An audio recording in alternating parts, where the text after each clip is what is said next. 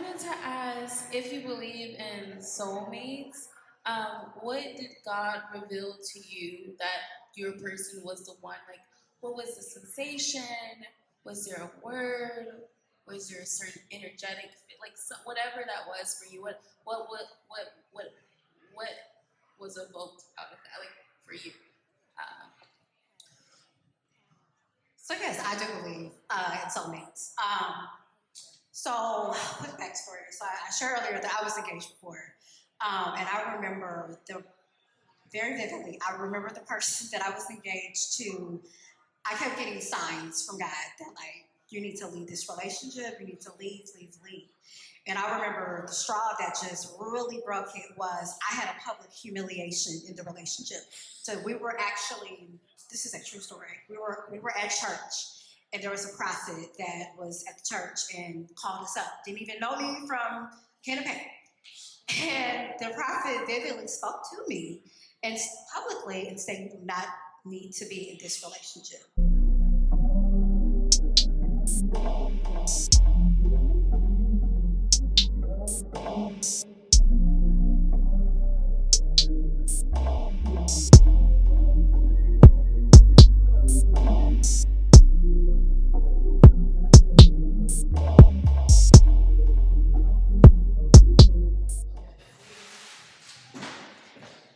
okay, we're gonna go ahead and get started. Excuse the noise next door. It's birthdays and celebrations next door is a restaurant. So we'll try to get started and speak over the music. But my name is Kayla Curry. And I'm Nick Curry. How y'all doing? Appreciate y'all coming today. Yes, thank you for coming and supporting and being here and being ready and open to listen to the questions and what this lovely couple has to say. But we'll first start off with an introduction as far as who we are and when we started, how we got started. Also, and this is something we do at pretty much our podcast and personal events. First of all, we like to open up with a prayer. And second of all, just like we don't know if you're watching, this rebroadcast or just in person, or if you're, in a relationship, not in a relationship, seeking marriage and stuff, just kind of have an open mind. Um, we also believe, of course, in godly principles on dating and marriage. So, of course, we don't want to offend anybody. So, we're just saying all of these things just say this out of love that we want to see people do great things. So, if you are interested in marriage, this is definitely a good place to get some information, to get started and everything. So, if you don't mind, we can just bow our heads real quick. Um, Dear God, thank you for today. Thank you for us being able to gather here, everybody driving safely. We just want to bless this room. Pray that hearts are open, people are understanding of what it takes to be married through the lens of you and not through the lens of human beings. Lord, we just want to spread love. We want to share good information with everyone. And we pray that everyone lives a blessed life going forward. In Jesus' name, amen. Right. So, yes, our event is podcast in person. This is our second one, actually. Uh, as we just introduced ourselves, it's Nick and Caleb. And basically, quick backstory of who we are. I'm from Fort Wayne, Indiana. She's from Chicago. I met her, we just actually talked about this. I met her on the campus of IUI now. And basically, it didn't actually materialize into a relationship right away. But over time, as we had gotten away from our past relationships, God had put her on my mind. I saw her on Instagram, and I was like, yeah, I would like to pursue that, but God, show me if this is the right thing to do or not. And so I did speak to her, and then we started dating and blossomed into a marriage. We actually will be celebrating our marriage anniversary next month in August. Excuse me, March. It'll be 3 years in March. So it's been a beautiful time. Hey, baby, you got anything to say? No, I think you hit it on the head. Oh well, how we started as an I marriage. One day I just came home from work, and it was something God put on my heart because at work I was watching a podcast and they were just talking about how marriage changed them, and it was two women, and I was just like, why is nobody talking about this? Because everything they're saying is true. So when I got home, I told my husband Nick, like, God is putting this on my heart, and He's telling me to write a book, and I'm like, I don't really want to, and I was hoping Nick would be like, yeah, nah, but he said, do it. And I'm like, okay. One thing led to another. We wrote the book, and then God told us to do a podcast. And then after the podcast, He's put it on our hearts to start a nonprofit. And the initiative is I Do We Can, which we can get into more details about that if you want to know more. We have one of our board members here, actually, Drea. But basically, we want to get into high schools, colleges, into corporate spaces, and let people know how to do relationships. Just that the principles that you need in order to have a successful relationship are biblical, and the way that we're doing them now is just probably not the best. But that's the sum of There's an I in Marriage. Real quick before we get into our beautiful couple next to us, the one thing that we've learned, not only just being married, but just like understanding where the world is. A lot of people are dealing with traumas, and we're not communicating the things that we really need. Like we have goals, but it's our traumas that's kind of holding us back from getting where we want to go. We're triggered, and it's all understandable because we are human beings. But like the thing about marriages is you actually got to work through some of that stuff. And I'm pretty sure that all of us can attest up here. You know, what does that look like? You know, being able to get past everything and make something that God said was beautiful, but bring it to earth, bring it to home. So I think it's time we can talk about our couple right here, right? All right.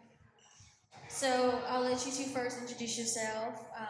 Tell us where you're from, if you want. Tell us how you met and how long you've been married.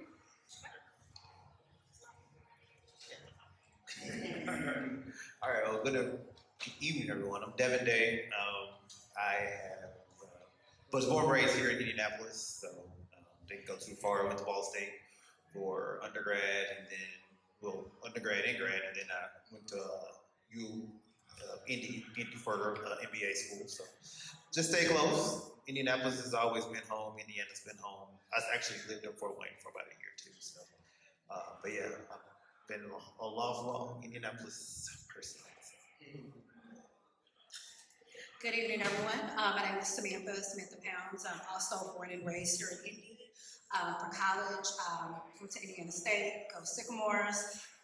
For grad school, went to Purdue, and I'm still in school. I'm currently pursuing my doctorate degree right now at Indiana Wesleyan, where I'm majoring in business. So, a little bit about me, and then I guess, how did we meet?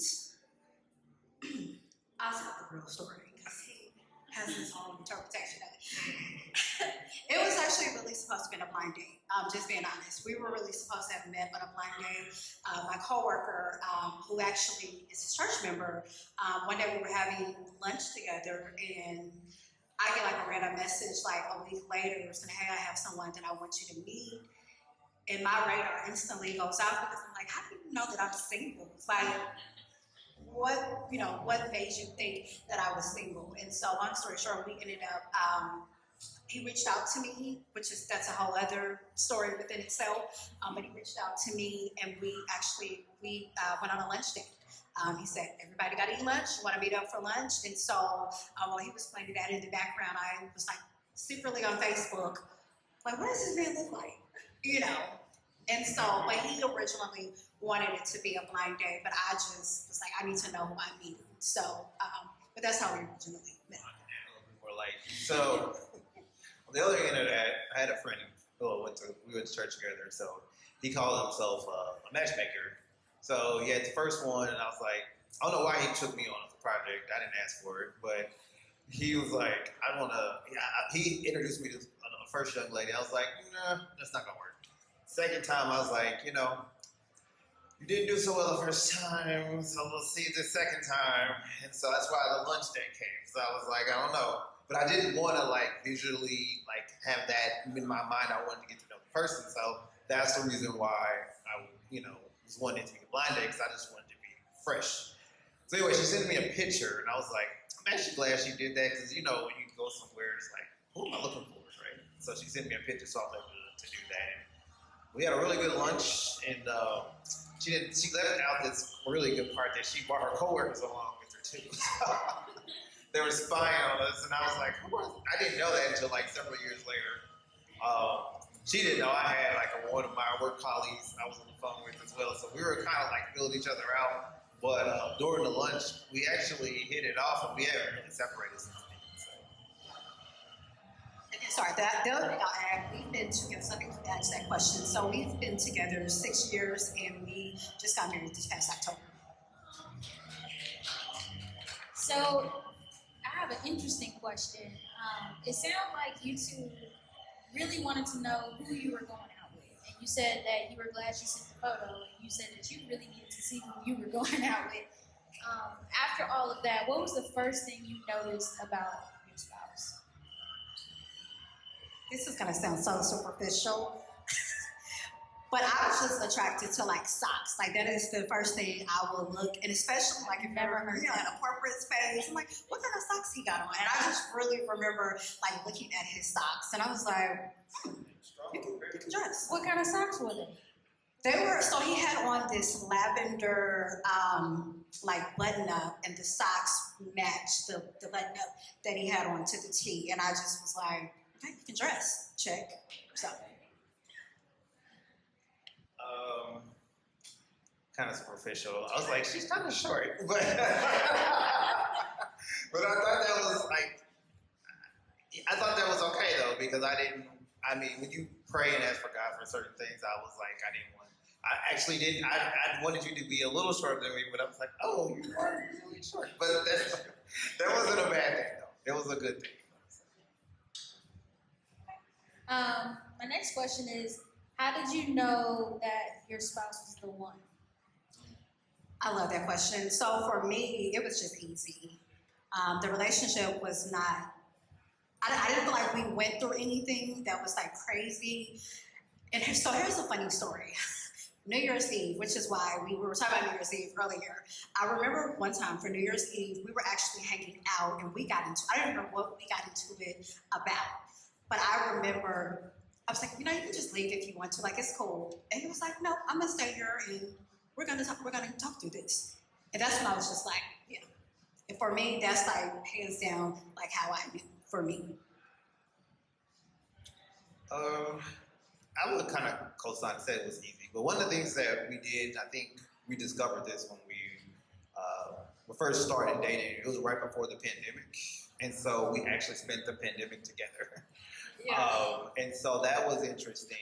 I had just purchased a home, and then her mom worked in the medical field, and so and she was in transition from California, so you were actually in the process of buying a home as well. And you were like, hey, can I just stay over here a couple weeks? We all thought it was going to be a couple weeks. Ended up being 2 years. And we were just like, she didn't want to go home. And I kept making it very comfortable. And I actually enjoyed her company. And so it just was very natural. It's one of the things I had been in relationships before and it felt forced. This felt very natural. We talked. I actually wanted to do things with her. I wanted to do things for her. I wanted to take care of her during that time. And it just made sense. She fit in really well with my family. I fit in real with hers, and it was just very natural. It seemed like we just fit together. I have a question for you. What has been the most challenging part of being a wife, and how have you overcome it, if you have? I would say, because we have a very non-traditional relationship as far as if you think about, oh, the man is supposed to take the trash out, the wife is supposed to, cook, all of that. And so for me, the most challenging part for me has been to not listen to what outsiders are saying.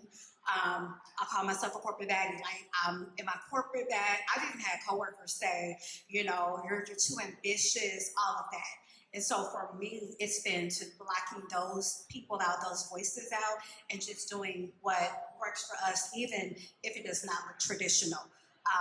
He grocery shops, I hate grocery shopping. He grocery shops, he cooks, but guess what? I'm gonna wash the dishes, And so that's how we make it work. So for me, that's kind of been the big challenge for me is just not going based off of what people are saying, like this is how it should be, this is how you're supposed to act. When I come into it with my own personality and how I want to, promote this relationship. So hopefully that makes sense. No, it makes sense. I was going to put some input. What's been challenging for me and how I've so far overcome it. The challenging part was allowing me to lead. A lot of times growing up, I've always been told, "Go, you need to do it yourself. Do it yourself. Do it yourself." So meeting Nick and having somebody in my life that's like, "I got it. I got it. I got it." I'm like,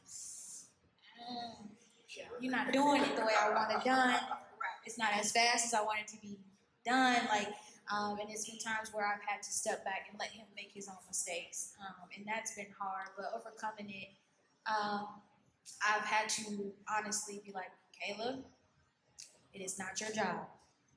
Simple as that." And I'm like, "Okay, just let him do it. Let him do it." And over time, over the years, I've been like, it's gotten easier and easier. But definitely understand that. Yeah. Did anybody have any questions? Did you have one? Did you have a question? Well, I have a question for you now. What does spiritual or emotional leadership look like to you as a husband? That's a great question. So, one of the things we did prior to getting married is that we had a lot of counseling, premarital counseling. And so there, I really come from a very traditional background. And so, where the man is the leader and he covers the family and covers my wife. And so I really think of that as a covering for her. I'm the one, she may not always know this, but I'm praying for her. I'm making sure that, she's comfortable in her corporate space, allowing her space to grow. And that's something that I do with her spiritually. We also, we do devotions together. So we have some devotional times that we spend together. And I think it was like Monday nights we had devotionals after church, the month going to church, and then Mondays, even during the week, we have things to encourage each other along the way, or maybe send each other like an encouraging word or something throughout the day. From an emotional standpoint, again, it's a covering. So, really covering and protecting my wife's feelings is something that I really had to learn when we were engaged. Protecting her from all the different aspects of what can come into our relationship. And I told her, I've got to kind of act as like that bubble, so then nothing penetrates the bubble. I can take it, some of the things, out if it gets to you, because I wasn't blocking enough of it. And so that's something that I treasure and try to keep. But for me to do that, I have to keep myself spiritually aligned too. And so I really spend a lot of time, especially this past year, just really getting prepared for the marriage, of really spending time with God myself, so then I can pour into my wife. Do you have headaches when it comes to relationships, like in your dating life or in your marriage life? Do you have questions when it comes to marriage and what does that even look like? Or are you having a hard time getting married? Ugh. Well, if you do, we have the solution for that. We have a book titled There's an I in Marriage. Boom. This book has all the answers to anyone who is dating, single, married, any way for you to get those headaches out of those situations. The answers are in here. Boom. Look, we have a YouTube page as well with our podcast. We talk about all these different topics. And yeah, just follow along. Like, subscribe. Come check us out. Get the book. Do it. Question. Actually, back with Devin. As a man, as you just pointed out, you try to be the one that's ahead of everything. But was there a moment when you were either dating or like as you were doing your premarital counseling, where you felt like I could finally let my guard down for my wife? You know, that is tough. That's tough. But yes, I think it took us a while. It took me a while to kind of crack that. Because I'm very like, I have a lot of walls. That's what I have a lot of walls up, and that's because I'm always in kind of that protective mode. I'm always looking around to make sure like certain things are where they need to be. But with Samantha, I think one of the things that I've opened up and one of the things that I appreciated about her is that we actually can have candid conversations, and she's allowed that. She's penetrated my walls, so she's broke some of those walls down. She sees me in a light where I don't think anybody else sees me, and so I'm able to be a little bit more vulnerable with her in those situations. And sometimes it's like, you know, she'll say, well, I'm probably a little too much sometimes because she'll say 3 bullet points. And, and I'm like, no, you got to get the whole story. So, but I think that's just my way of like showing her that I'm actually opening up to her, because she's probably one of the only people that I'm really open with. So. To answer your question? Somewhat. Okay. You got a question? I got another. Yeah. I really appreciated when you guys were talking about how you guys had a different dynamic with like non-traditional like roles and valuing that. I wanted to know, did you guys like see a lot of that in your house? Like, how'd you grow up? Like, was that normalized, or was it just like that you guys were the first paradigm? Because I do think that a lot of us like have this arbitrary like, well, if a man is such and such, or if he's in the home, then he's a simp or he's a beta. But I think that it should be a household should be talent like strength. Like if your husband is good at negotiating and stuff like that, let him thrive there. And I think that is how we kind of like know our roles and like uplift each other, and like the better we make it for the unit. So I think that was such a valuable thing to say. And I know like society is changing, but I really wanted you guys to elaborate a little bit more on that, because I really appreciated hearing that. Yeah, no, thank you for that. I would say for me, I grew up in a very traditional household. Both of my parents, you know, college educated, they worked. My dad, you know, was the provider, all of that. My mom, even though she worked, she, you know, cooked, all of that. I think for me, when it came down to me, I feel like when I went to college and I started to say, this is what I want, I just necessarily did not see that. So, to be honest with you, it took me a long time to even want to get married. I always said, okay, when I graduate, I'm going to be the Carrie from Sex and the City. Like, I'm going to just go, you know, have like a beautiful townhome, come and go as I please. Like, that's literally what I thought for the longest.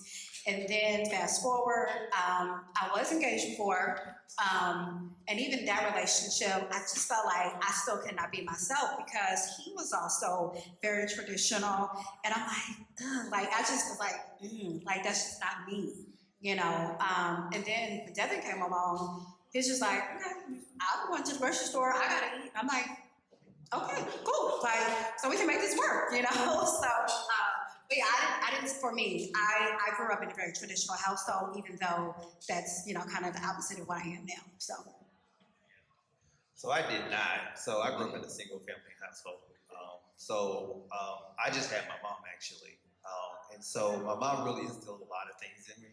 So I had to kind of be the man of the house with 3 sisters. And so one of the things that I saw with Samantha, because I've always saw a strong woman, and so I kind of related to that. But one of the things, and I've had a conversation, you know, internally with my mom about this, is like you still have to provide that leadership and covering. Because one thing she told me, my mom told me, she just said that, you know, she doesn't always want to be in that role. She wants to kind of sit back and relax and know that her husband has it.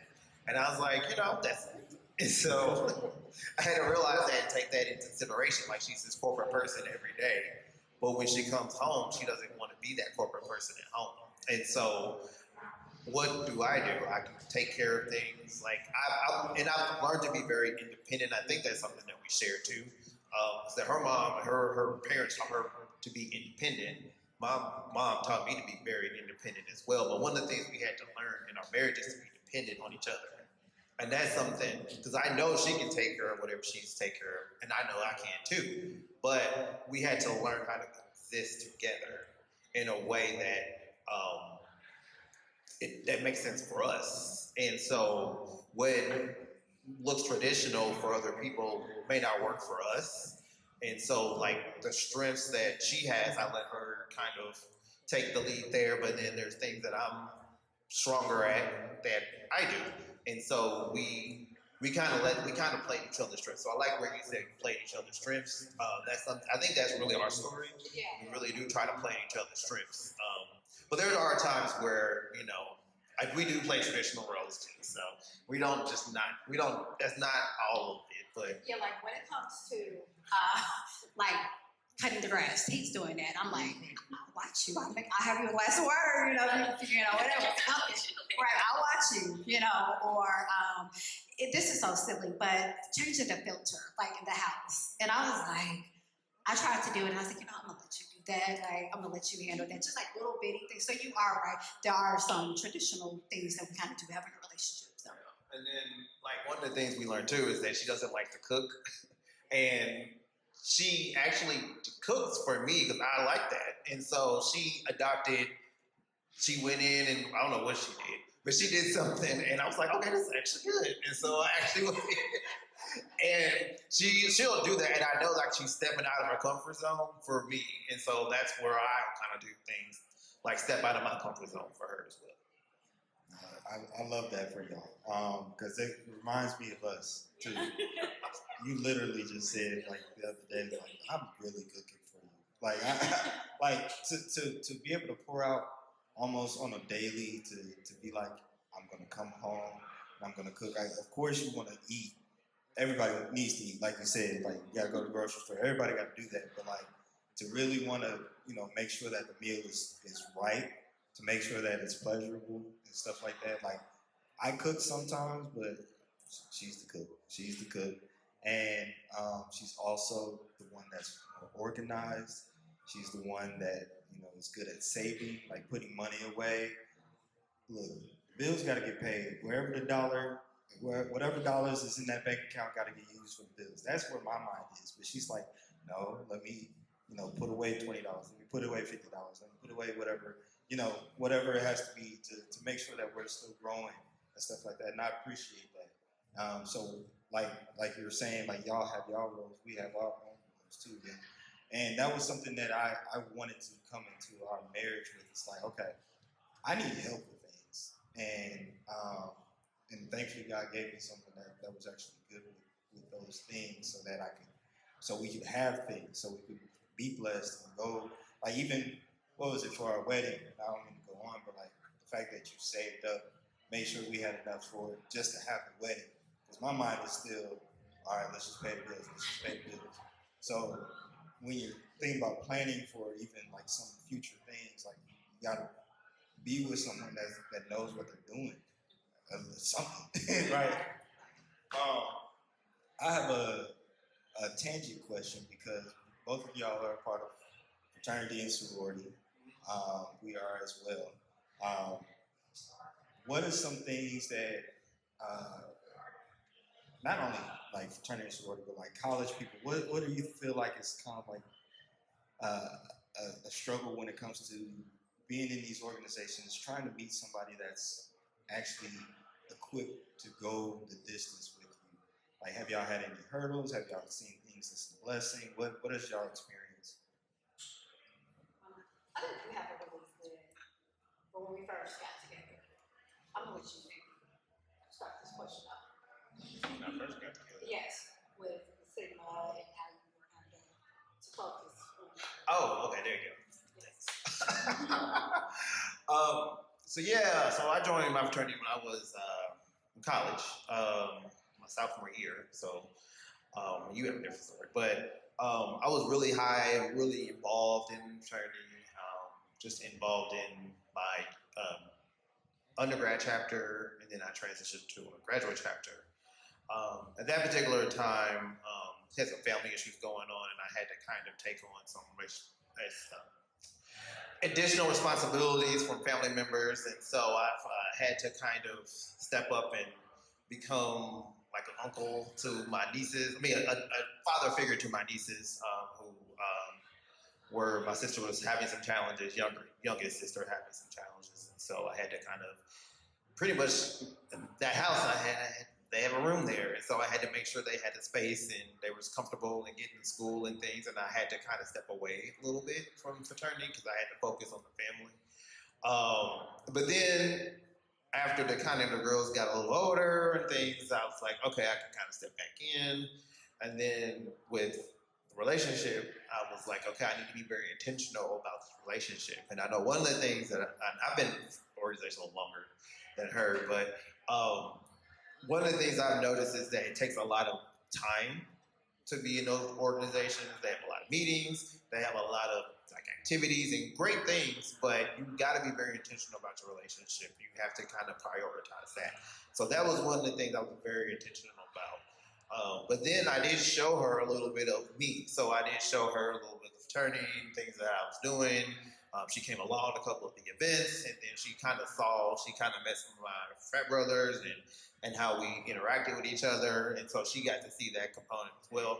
I'm trying to think what else. Did I cover it? Okay. I would say for me, so I joined the sorority a little bit later in life. I did grad chapter. And so as I was stepping into that world, I had some sorors that actually, seasoned sorors, would say, be intentional with your time. Don't let this organization, cause you to, get divorced, not be in your relationship, because it is going to take a lot of your time. And even now, I have to open my calendar up and say, okay, this day, I know for a fact for this amount of hours, I'm going to be with organization and, whatever, then the rest of the time is going to be us. So I've even had to, adopt that mindset of also, being intentional with my time with the sorority and especially the activities that I'm doing, and also keeping our relationship at the forefront as well, too, because that's very important to me just as equally as the sorority is. So it sounds like intentionality is the major thing. Yeah. Because you both are pretty active as of right now. Yes. Yep. That's good. I think intentionality is. I feel like even when it comes to us, like we have to be very intentional because he's DJing full time. So a lot of times, like I had my coworkers just yesterday ask, like, "Do you and your husband do date night?" I'm like, for being honest, our date nights are at home. So there's times where he has a gig or whatnot, and we kind of use those nights as date nights. So like, okay, where are we eating tonight when you're done, or are we eating there? And I'm just sitting there with him, and I think that is a really important aspect of it when it comes to the way we.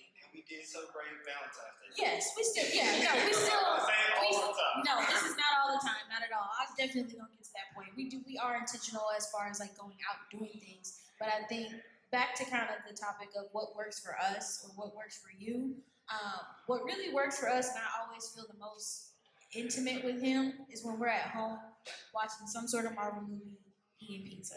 That's our date night. Like that's the best time I feel like we have versus like getting dressed up. I love getting dressed up. I love doing my makeup. I love going out and being intentional in that way. But then when it's for like 2 hours, my social battery goes low, and I'm just like, I'm ready to go. Yeah. So a lot of times I just like to be at home with them. Yeah, we also take trips. Yeah. So being intentional in those aspects for us. But I do have another question. What is the greatest lesson you've learned as a married couple and individually? A lesson that I've learned as a married couple so far is that you gotta show up every day. Even if there are days where I'm like, oh, I don't feel like being bothered. I'm just being honest. There are days when I wake up and I'm like, oh, like just last week on Sunday, he was asking me a question and I was just annoyed. And I said, can you just stop talking to me? Just being honest. But then I had to come back like an hour later. I was like, I'm so sorry. Like, that was so rude for me to say that. But it's just that whole, like, you got to keep showing up no matter what you're feeling, because you can't quit. And we intentionally came, going back to the intentional work, we intentionally came into this, that we're not getting divorced. We're going to figure it out. We're going to work through it, and we're going to show up. So for me, that's been a lesson that I've learned. And then just as an individual, one of the things that I did struggle with before getting married was I just thought I was going to lose myself. I thought I was going to lose who Samantha was. And I had to just learn that, no, I'm this same person that he was, started dating, and I can still bring that into the marriage. Like, I don't have to, change 100% of who I am just because I'm married. So that's been a lesson that I've learned individually. All right. I'm going to go and say one of the things we learned pretty much early in our relationship is to kind of keep our relationship between the two of us. Because a lot of times, you may have a spat or something with your spouse, and you may want to talk to your friends about it, and then, they may be upset with something you said, and you like, I done moved on, and then they still upset about it. And I'm like, yeah. So we learned that very early. So, like, we don't really, talk about a lot of things to a lot of people. Now, we do have a small group of friends that we do share those intimate details with sometimes, but they're more encouraging and say, all right, so what are you doing to address it? And so that kind of helps that. And I've heard that, and I've heard it, and I've practiced it, and we're starting to practice that now. I would say individually, to really get to know your spouse is one of the things that I think I spent some time doing, or still kind of learning to. But so like when she gave the example of "Don't talk to me right now," like I was like, "Wow!" But I knew that wasn't coming from like a bad place. I knew that was coming from a place because she had some things on her mind. She wanted to sometimes in the morning, you're more of the morning person, but I'm more the evening person. So I know, sometimes if she's stressed out about something, hitting her with a question or talking to her in the morning is not the right time. So then I had to, not take things so personally. And I think that's something that I had to learn. I'm like, oh, she'll be all right. And then she'll come back around. And she usually does. And that's when she came back, and I was like, oh, I wasn't even upset about that, but I'm glad that you apologized, because I just moved on. But I just really learned that your spouse and their emotions sometimes can be up and down, and just kind of, if you're that steady person that usually kind of keeps it steady, then I think that works for us. It's I know that she'll have her highs and lows, but I'm usually the one that's like, well, you'll come back to center at some point. So I think that's a little funny thing that she did, and I was like, okay, it's fine. So. I got a question, kind of on the same topic. Since you kind of shared with us, prior to the event that y'all been together for a long time, what motivates y'all to keep going? I know y'all wake up next to each other, and that's just how it is. You're just like, oh, she's there, I'm there, But what motivates y'all to keep growing in your relationship? I would say for me, I genuinely like Devin. I'm going to take the love part out of it for a quick second because I genuinely like him.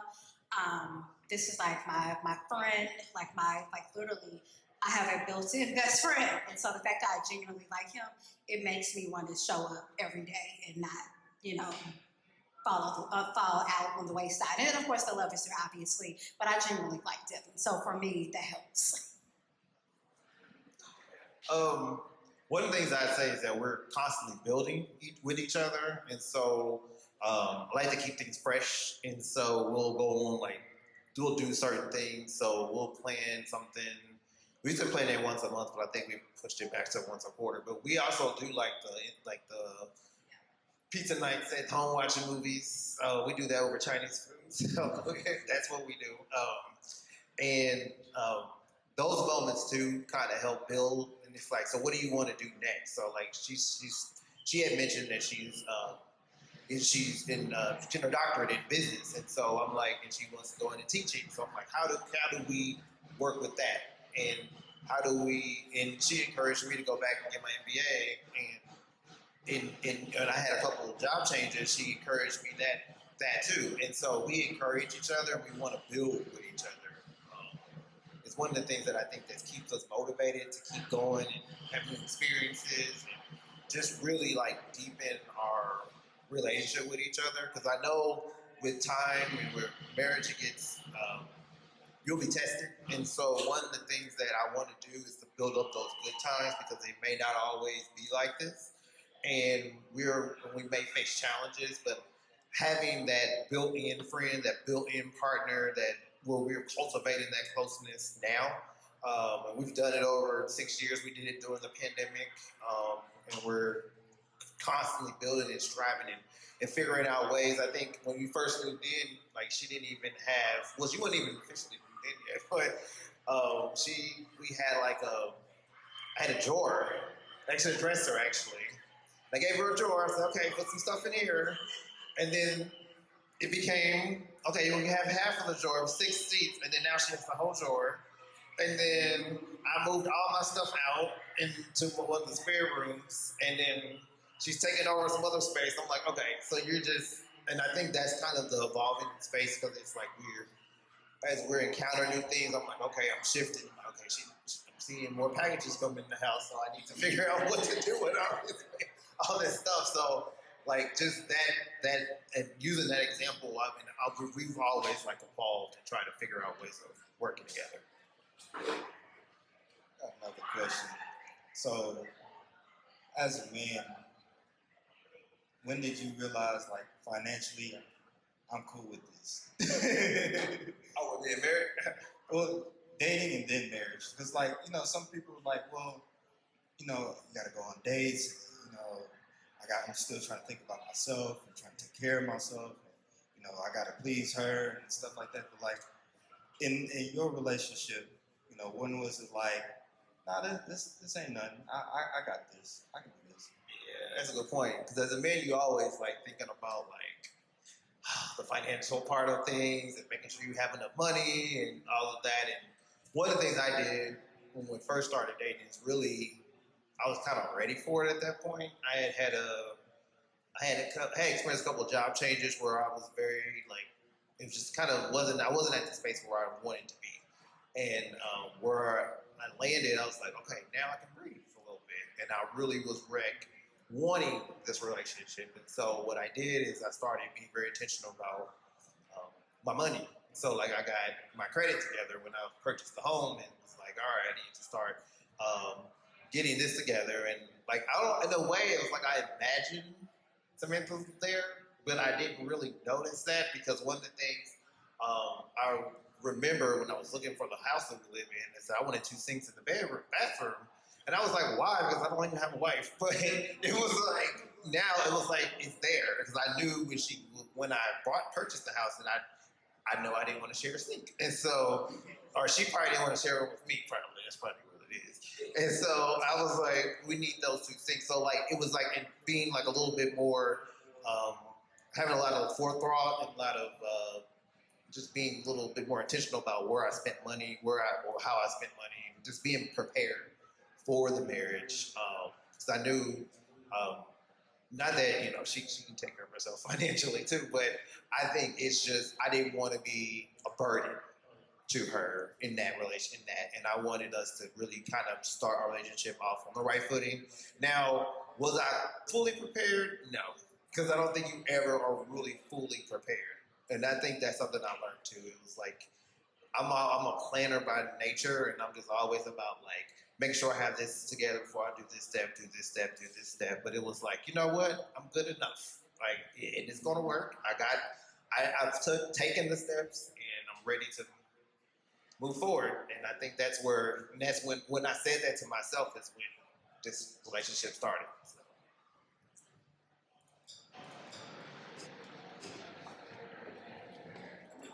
I thought it was pretty interesting, Samantha, when you talked about how you genuinely liked your husband. And I wanted to know, do you think that one of the reasons why like maybe like the divorce rates and marital rates like are so well, I think it's actually either it's halted or it's not, as we keep putting forth that it's going up and it's not, right?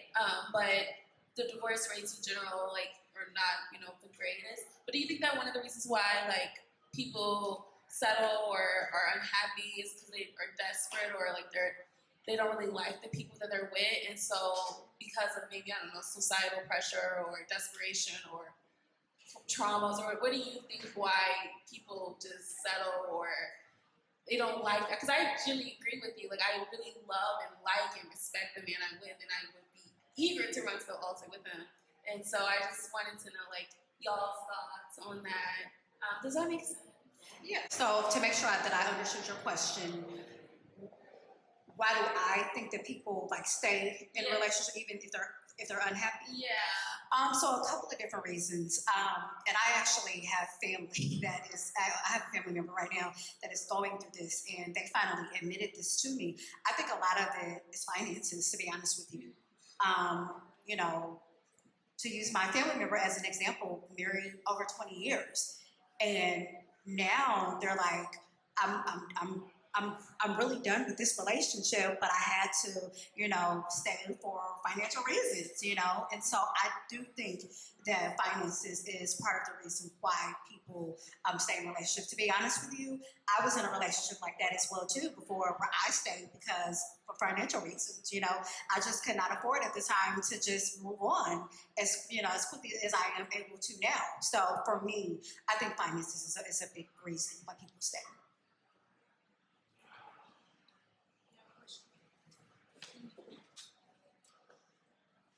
I want to go back to finances as well. I just got married for the first time. I'm going to be 60 next month. Thank you. But I was very intentional. I've been engaged 3 times, and I knew I wasn't ready every time I got engaged.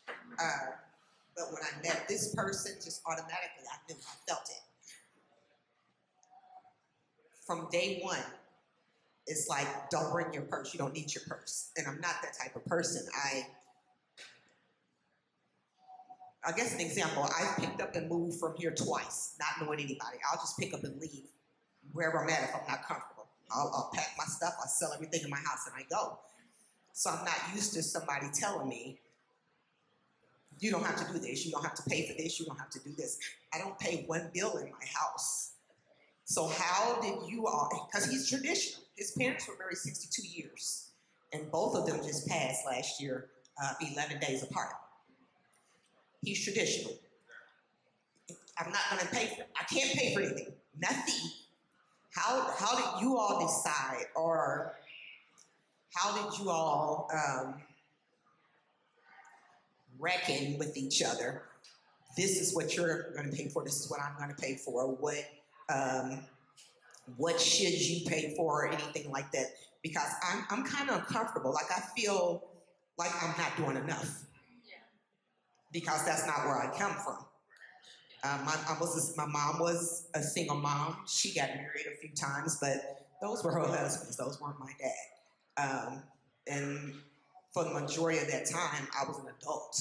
So I was pretty much still taking care of me.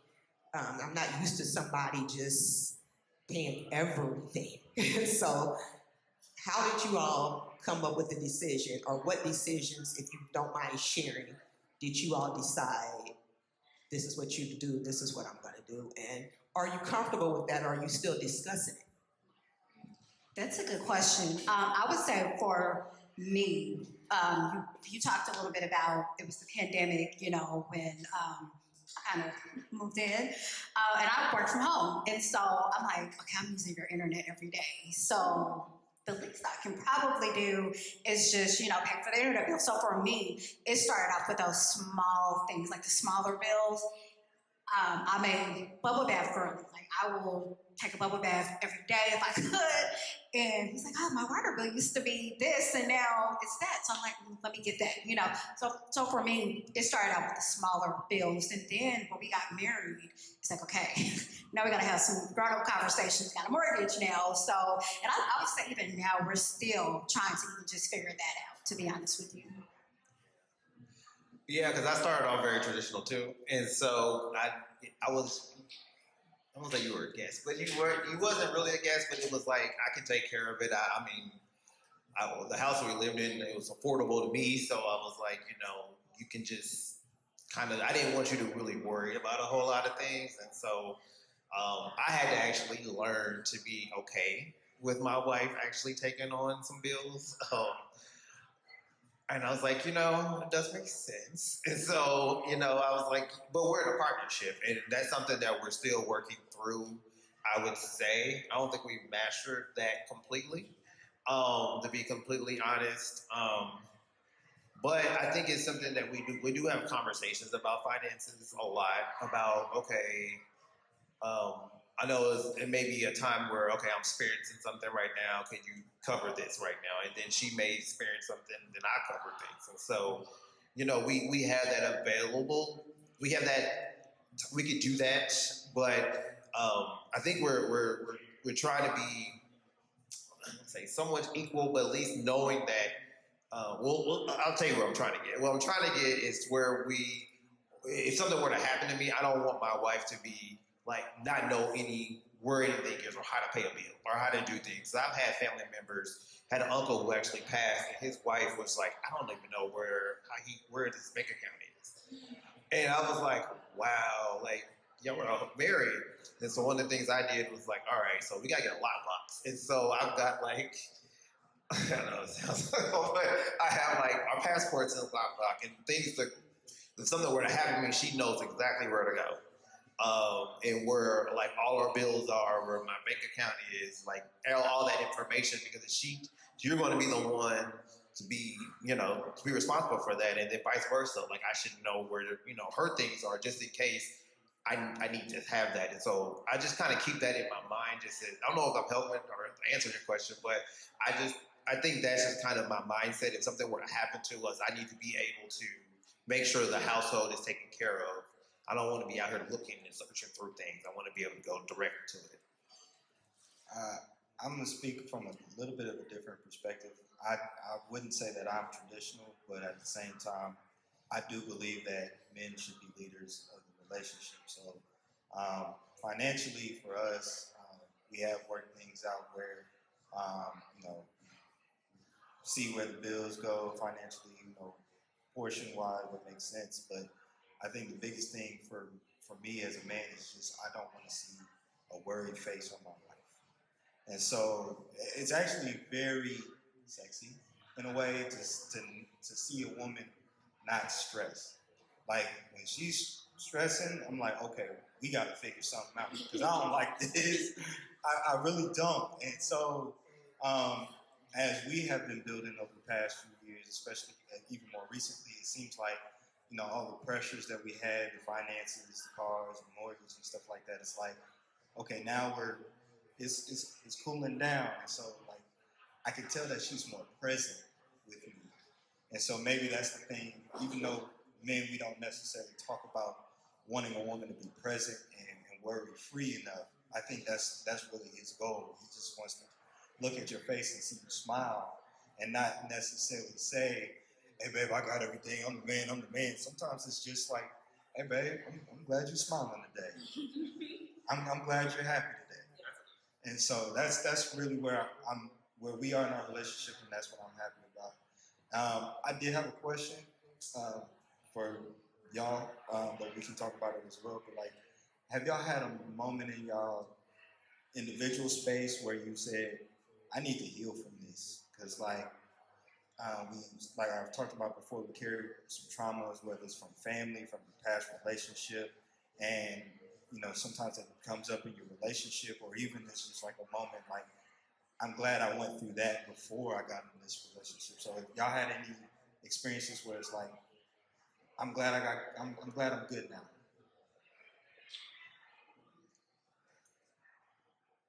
That's a good question. Do you already have an answer? You still thinking?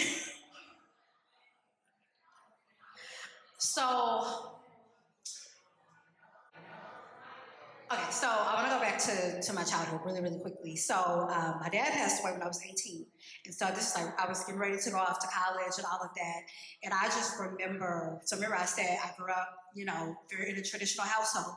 But I remember when I went away to college, my mom just became super like independent, like to the point like my uncles, she wasn't fooling with them if they needed, she would get it herself before going to them.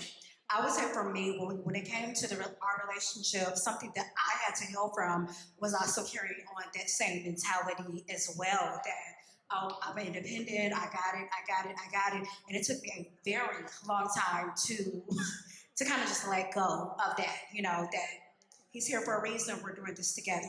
So for me, that is something that I had to heal from, and still, to be honest with you, still healing from it now as we speak.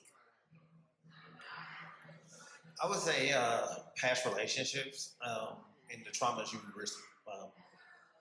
go through in your past relationships, and even some childhood traumas I had as well.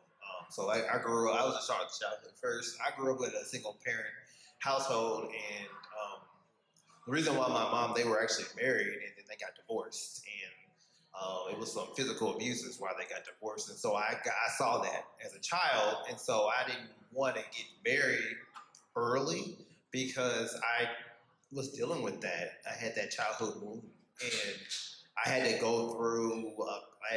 A couple counseling sessions and even talk to pastors and things about what that looked like.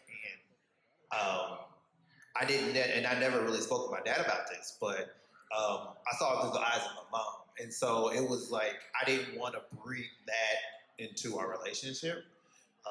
Like with anger and things of like, those some things that I think are, I don't say this, are just a part of you, because that's my dad, so it's part of me too. And so I want to be able to handle that where I would bring that into my relationship. I would say with when I did get in a relationship, it was a really long one. It just, I didn't really want to, I think going back to settling, that was the thing there. We were just so comfortable with each other. We didn't really like each other. We were just, we did like each other. I would say we were just, let's just do it. Like, that's just where it was. And I was like, yeah, this could work. And so that's just really where I was in my relationship. And it was like something in the back of my head was like, no, just wait for something, and something greater is coming. And that was just something that I had to just kind of like let go and just know, like, if God is telling you, or if there's something in the back of your head just saying, it's not right, you gotta listen to it. Because had I listened to it, I probably wouldn't have been in a relationship this long. Yeah, it was comfortable. It was great. If I needed to go out with somebody, I'd like, just come on along. And she was great. It's just, that was just something that I had to deal with. Just kind of letting that, like, the simple, just being comfortable, being too comfortable. That's just something that I learned, just not to be too comfortable in a relationship where you take each other for granted. And I think that's where probably one of the things I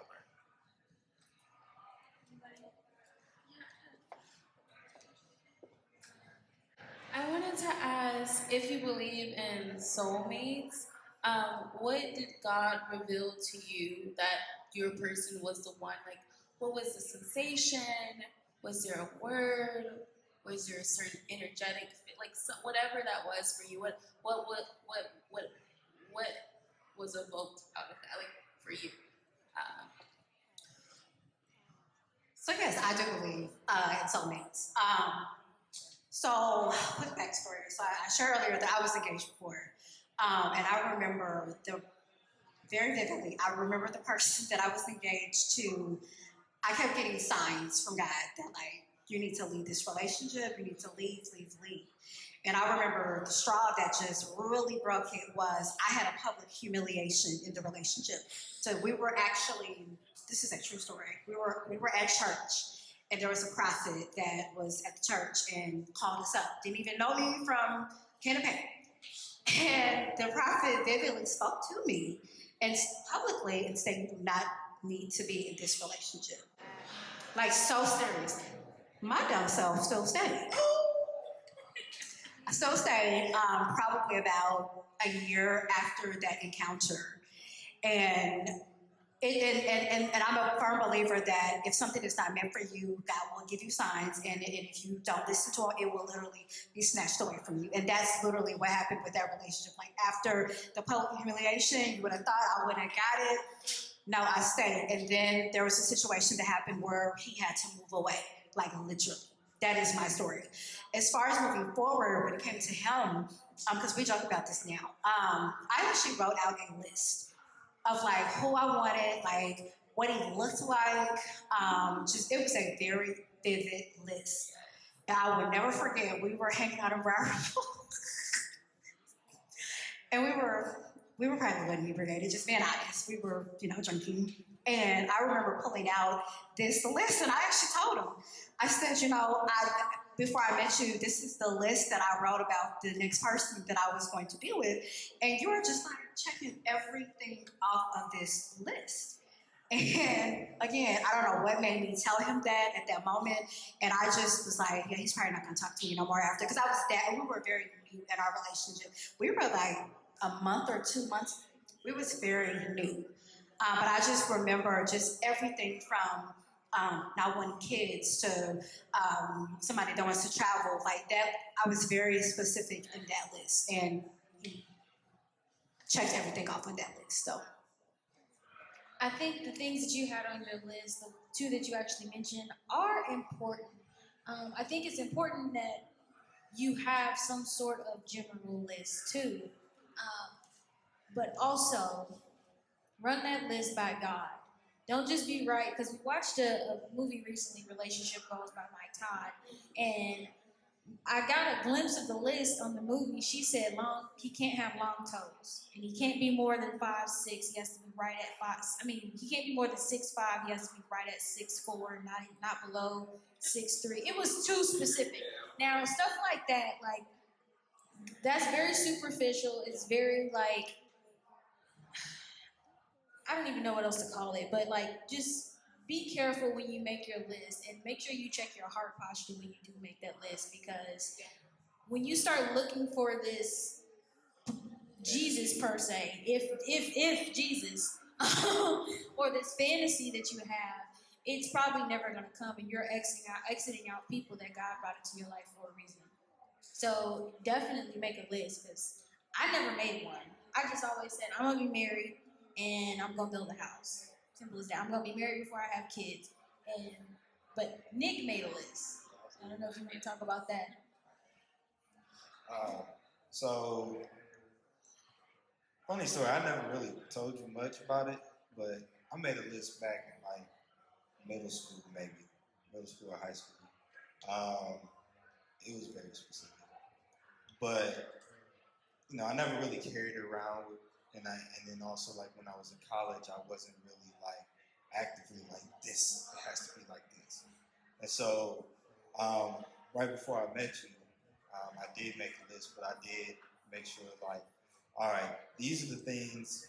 Okay, me and God, like this is the thing that I know that you want me to have. I know you want me to have somebody who's truthful, who's going to be actually wants to be closer to you, wants to go to church and stuff like that. And then I did have some preferences, and then I had some deal breakers. That way I know, like, if I see something like, she's cussing in front of kids, and I'm not saying, like, I'm not promoting cussing, but I'm not like, okay, if you say something, I'm done with it. But, like, cussing in front of kids is like you're enabling kids. And now, like, you're the person that's like, when she walks in the room, she respects the room. She respects what's going on. And so, like, there was a list of other things that was on there, but I definitely did run it by God, because it's like, I need to know what I'm looking for, but at the same time, I'm not going to be so crazy on, like, she's got to look like this, she's got to be this, she's got to be that. No, I'm not, I didn't want to be that guy. I wanted to be open to what God had for me. And again, like I said before, she came up on my timeline a couple times, like, there's got to be something. It's got to be something about her that not these other women that just being a DJ, just knowing everybody, being a fraternity guy, you just know a lot of people. But there's something about her that just stuck out to me. And that's what I pursued. Quick question. You said one thing on your list was no kids. Like, do you want kids in the future or not at all? No kids at all. No, okay. That's a great point to have had on your list, because had you been with somebody who did want kids, that could have caused strife. So again, running that by God, like, and having that, you don't want that internal conflict where it's like, okay, well, he wants kids, but I really don't want kids. Is this going to actually now cause us to be divorced?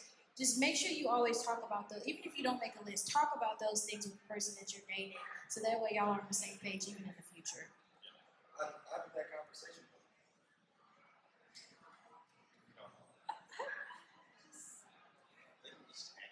Yeah, I think we just like openly had it. We were just at dinner, and I think I just flat out asked him. I said, "Do you want kids?" I said, "I don't want to waste your time now." And he said, "Actually, no."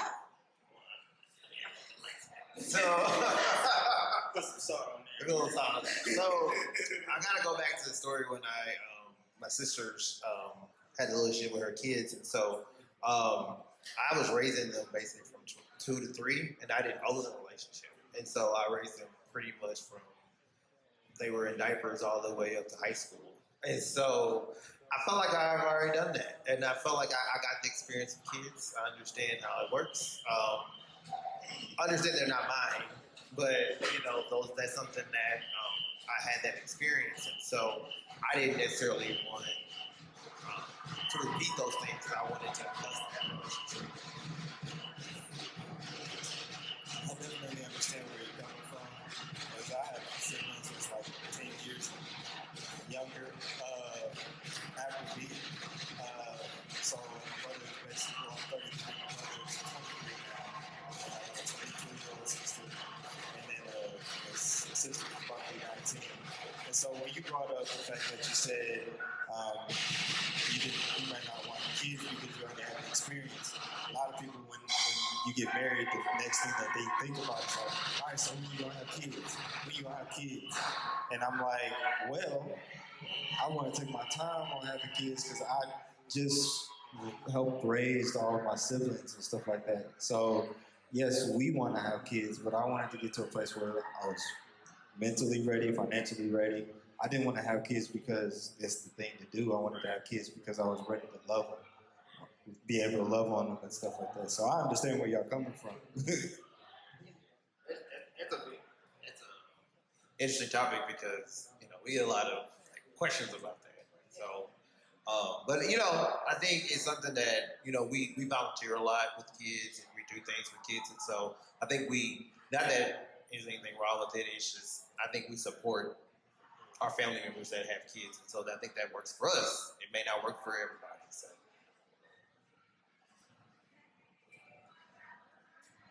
I do have another question. What's one thing you wish you knew before getting married? As far as like what marriage means biblically and as you kind of navigate life, what's one thing you wish you knew beforehand? Oh, I would say for me, because we actually talked about this like after we got married. For me, I was never taught how to be a wife, and so honestly, I just kind of came into the marriage like, okay, this is what I think, whatever. And so I never really, outside of my parents, I never really saw examples of like marriage and all of that. I even shared, with my family member, 20 years in and just being unhappy. So for me, I didn't know what to expect. And so kind of going back, I wish that I would have taken more preparation as far as, maybe mingling a little bit more with, an older married woman and just, really having some, real conversation. And of course, it would have to be someone that I trust, but just having those open conversations about what is it like to be a wife, and not just a wife, but a godly wife at that too. I'm a firm believer in that. So for me, that's kind of what I wish that I would have done before getting married. I didn't really think about the impacts of you being married to your family members and how that really impacts their relationship with you. Again, I grew up with just my single mom, and so my mom and I are very close, and it just was really interesting when we were going through the engagement and going through the marriage part. It just really seemed contentious a little, and I didn't know where this came from. And I had to have serious conversations and things with different family members about this, and then it was like almost like I had to share myself. I was, I'm getting a relationship, but then it's like, oh, you're not available like you used to be, and I'm like, I'm not, and been okay with having that conversation with them, like, yeah, I'm with my wife today, but I can get to you, or later, and even like what that means of us coming together to support you, and like really just having that conversation of like, you're not losing me, you're actually gaining somebody else. But there'll be some times where I might not be as available, and so I didn't really think about that because you just again you think your families are just very excited about you, and they are. But I just saw a little bit of a rift because they just really were like, I just really felt like I was being, that they didn't, I was taken away. Like I was spending more time here. And so that would be something that I would probably, I thought I did that, but I'll probably spend just a little bit more time there. And we're still kind of working that out actually, but just real, like that's something that we're actually still dealing with. But I think it's getting to a point where it's better. We're turning that curve, and I think things are starting to see light. Again, when I had the house, for example, like I had family members, aunts and uncles coming over, and I'll decorate this and do this and that. I'm like, okay, whatever, it's fine. I got a TV, a couch, I'm good. And then when Samantha came, they moved away to allow her space to come in, but it just seemed like there was just a lot of contention. And so that's just something that I think I really wish I would have kind of looked into a little bit more. So, kind of piggybacking off of that comment, we talked about friendships and best friendships before. What's different about having a best friend that's your spouse than a best friend that is just a friend that you always, spend time with? That's obviously you're not doing anything, you're not living together. What's the difference? And why do you fight for your marriage more than?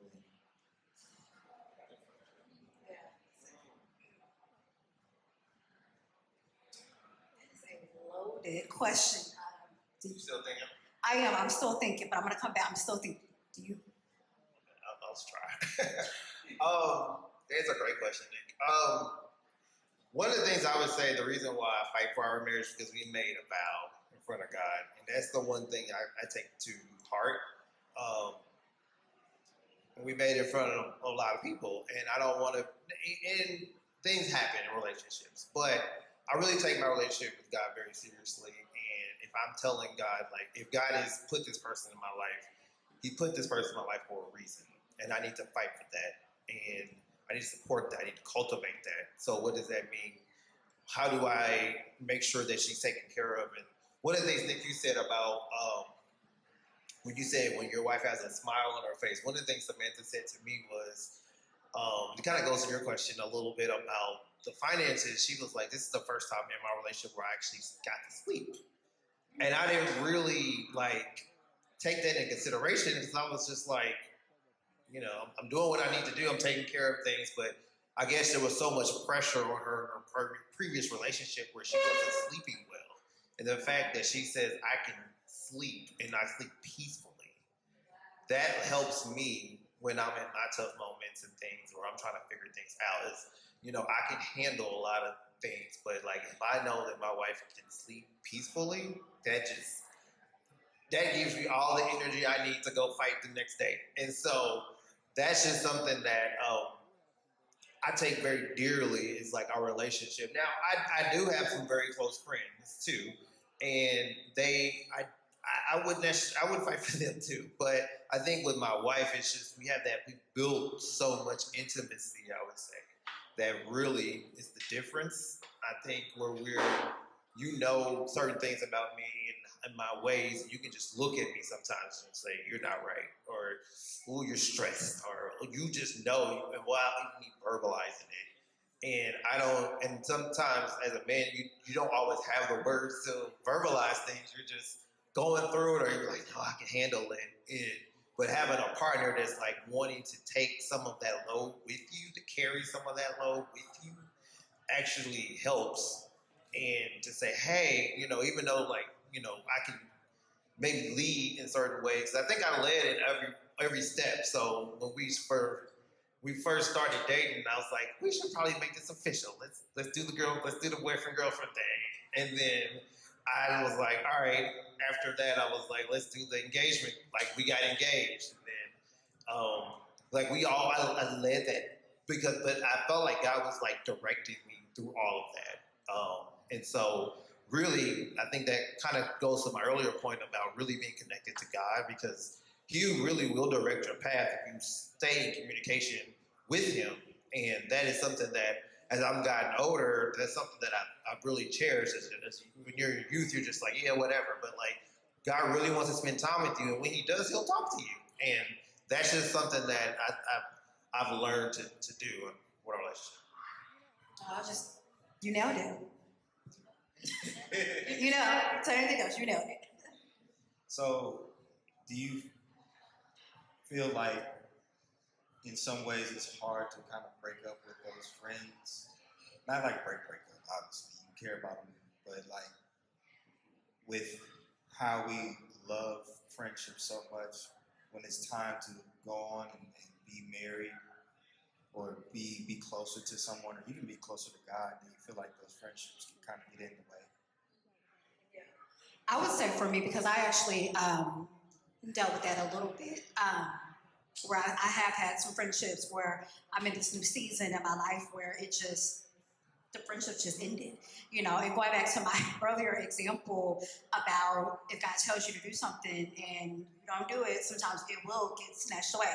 I've stayed in friendships for much longer than I needed to be, and then something dramatic has happened to where we're no longer friends anymore. So for me, the older that I get, going back to your point about being connected to God, if something doesn't look right, doesn't feel right, I will gladly walk away from the situation in a very tactful way. Not like, I don't want to talk to you no more. It's anything like that. It's just that we've reached our season in our friendship and in our life. So.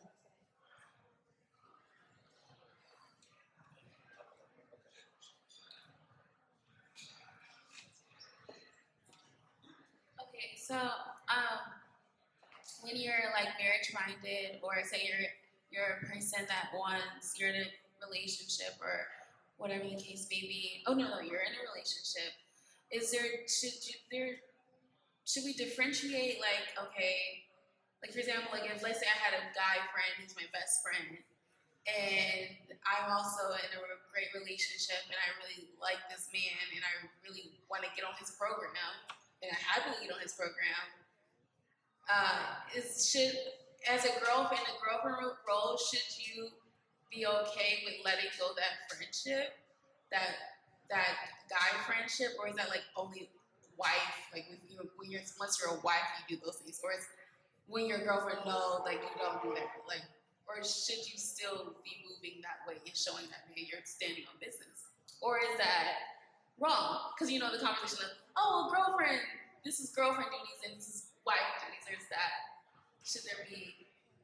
So what I would say, and again, going back to us, just not traditional, my best friend is a guy, and his best friend is a girl. And so, right? And so when we first started dating, the very first thing we did was we introduced, like, he met my friend and vice versa. And even now, to the point where his female best friend was in our wedding, but they also know, okay, let me step back a little bit, And another thing too that I'll share, kind of going back to the friendship dynamic. So his female best friend has made a very conscious effort to get to know me. So we go out, we do things together. So much so that she wanted to be on my side at the wedding. And I was like, well, this is your friend. Like, it's okay if you, and she was like, nope, I'm going to be on your side at the wedding. So I would say for me and our friendships, we're just having mature friends where they just kind of know, like, okay, because she's not calling you every day, and, my friend, he'll, text me like, hey, I'm just checking in, you married now, you good? All right, maybe let me know, kind of thing. So I think that's just kind of how it's worked out for us, honestly. I think to add to that, it's a conversation you got to have, really. And we had a lot of conversations that Samantha probably did know about, but it was conversations of, I'm so happy for you, but like, what does this look like for our relationship? We actually cultivated a relationship. We were in school, we were in architecture school, and we were the only two African Americans, so we had to really form a close relationship to get through. But from that, we got to see each other's like strong points and weak points and things, and we were there because of family and things happened. And when I told my friend that hey, I was dating somebody, like she had people that she was dating as well, and we just kind of it was just a conversation that we had to have, but we always had a boundary too of like this is where it stops. So like if you're dating somebody, then I'm gonna be back here. I'm dating somebody who's back here. When we introduce our significant others to each other. So then we said we are just friends. That's not what it is. But I think with Samantha, I was very intentional about at every step introducing my best friend to Samantha, so then she got comfortable with her.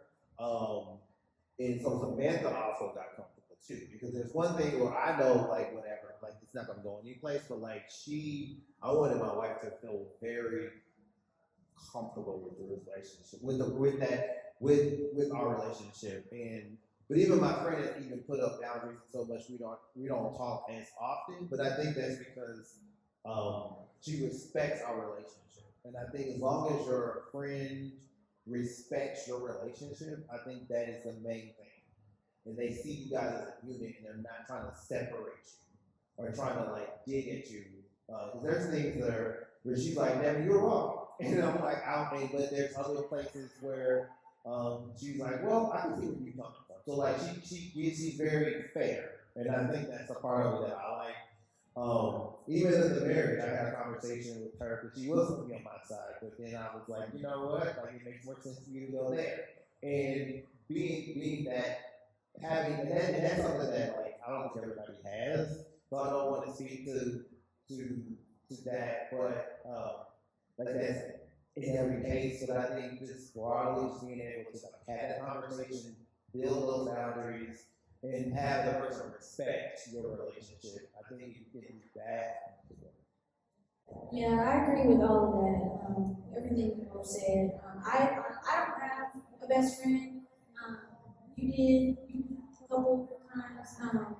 But again, it's all those things plus where is the friend in the situation as far as is like you said, is he making the intention to get to know the person that you're with, or is she making the intention to get to know the person that you're with? Because at the end of the day, you also want to make sure that your spouse is respected. Period, point blank. Because if there is like this over communication where your spouse is starting to feel uncomfortable, it gets to a point where now we have to have a conversation. Okay, like let's really, what is it that y'all are talking about that y'all need to talk about this much? So definitely defining that dynamic and creating a healthy space for all three of y'all. I would ask this question to myself: is there anything I feel guilty about? If there is nothing that you feel guilty about, and your friend, like they were saying, is supporting the relationship, then you likely have a good friend. But you also have to have in mind, okay, you're just boyfriend and girlfriend now. And when the dynamic change when you get engaged, when the dynamic change when you get married, do they change? Is there any guilt in between those phases? Because what they may feel right now is like there's no pressure. And I'm not trying to put it on that person specifically, but sometimes people do have hidden agendas. And so when there is a guy that's like, oh yeah, we're friends, we're cool, but then you actually get married, it's like, hold on, I didn't think he was going to do all of this. I've been saying this whole time. So as far as like in that specific season, I would say, okay, is there anything to be guilty about? Is my spouse, my boyfriend, girlfriend, okay with everything? And then just monitoring as it changes. Because even family, they treat you like they're their spouse. As we were talking about, it's like, hold on. I go home and I fall asleep next to this person. You financially, spiritually, emotionally, whatever you got going on, I'm sorry, I can't handle that right now because I have this. So that's kind of the things that we were trying to talk about. It's like, as your responsibility with the person that you're with, these things tend to grow. Are you able to maintain a level of love and respect for each other? Because people will come and go.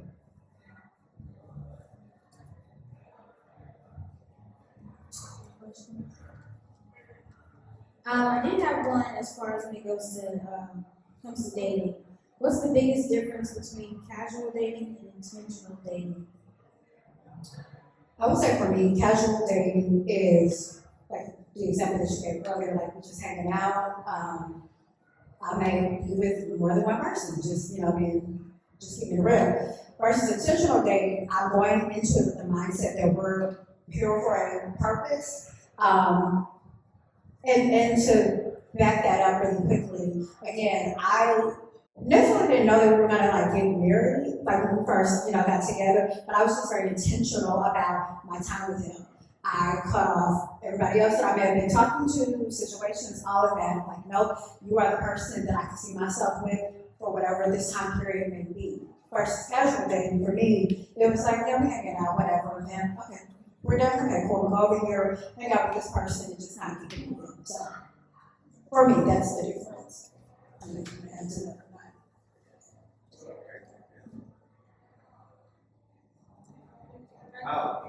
A little bit more, yeah. I kind of agree. I think casual, yeah, it's casual that you can be dating a couple of different people. Just because you're trying to get to know what you like and what you don't like, maybe in a relationship. I think once you kind of figure out kind of some things that where kind of what your deal breakers are and what things you like and value, I think that's kind of where you kind of transition. When you're with this one person, where you define it, where you know, like, we're both are headed this way. One of the things I also think about is being equally yoked to, and just like, is this person fall within all like some of the we talk about lists, but like, do they have the same faith as me? Do we do the same things? Are they on the same? They may not be on the same, educational level, whatever, but like, can we work together? And I think that's just once you kind of figure out that person, I think you are really intentional about moving forward. With the casual part, it's just you're just kind of dating everybody to kind of figure. That's how I visioned it. I was just trying to figure out what I like, what I don't like, who I like. I dated all types of people just to see how what I like, what I did, and then once I figured out, okay, so this is. I could draw a circle around this part. Then I was like, all right, now I can start intentionally looking for this type of person. Well, one last question before we wrap up. What some advice would you offer someone out here that is looking to be married and just trying to figure out their faith, life, finances, anything of the sort? I would say for me, one piece of advice that I give is marriage is for grown people. You have to go into marriage with the mindset like, just because you fight today, do not let that be your end all be all. Like literally, marriage is for grown people. And so, yes, you are going to have arguments. You're not going to get along every day. But keep showing up, as I shared earlier. Keep showing up and continue to be intentional about that. So that's my piece of advice. I would say get to know yourself first. Know who you are as a person, because sometimes when you get in relationships, what I've seen is that you change, and you should not change for a person. That person should accept you as who you are. You should already be whole, and that's something that I had to learn too. Like I was very selfish in my 20s. I didn't want to get married in my 20s. I wanted to have fun. I would do what I wanted to do in my 20s, and I saw friends getting married and things, and I just was like, no, I want this time for me. And then when I got into my 30s, I was like, okay, so now I can probably start entertaining that. And so, but when I was doing that, I was getting to know myself. I was getting to do things that I wanted to do independently. So when I got married, I I didn't check off. I checked off most of everything I wanted to do. Where I was like, I'd already did all the little fun practical stuff that I had done. Like I really wanted to just be in this relationship. And so I was thinking to really get to know yourself, develop a relationship with God. That's going to be one of the main things you need to do. That I would say, I wouldn't give advice to you. It's just develop that relationship with God because He's going to direct and show you the person. And be patient, honestly. Just be patient. Because that's something that like I wasn't necessarily looking at something per se. I was like just getting to the point where I was like, all right, now I'm kind of let's see what's out here. And that's when it came along. And I was just not even like wasn't even actively looking for that. And so that's when I really attribute that to just being intentional and spending time with God and just really just having that mindset of like I'm focused on you, so you go show me what I need. This is what I need. I'm gonna follow it. But just I knew who I was. I knew what I would accept. I knew I was had a confidence about myself at that particular time, and I wasn't going to let anybody dictate to me in this relationship. I wanted to kind of drive into. So just really know who you are. To sum it up, know who you are. Develop that relationship with God, and just be patient. I love your three bullet points that you just gave. I like that. No, it's beautiful how you said, that's literally why we created this marriage. Because no matter what relationship you have, you always have yourself. And so if you don't know yourself, it's going to be much harder for somebody else to understand what you want because they don't know you, because you don't know you. So you can't voice what you do. So thank you. Thank you for being up here, sharing your stories and everything. Thank you for being good people in the community as well. Thank you. Yes, at this time, we're pretty much wrapping up. We appreciate all of you for coming here today. Hopefully there's some gems that was shared with you and everything like that. So, real quickly, I just want to say God bless you. Have a wonderful day, week. Hopefully see you as mother and get married or just just thrive in life. So God bless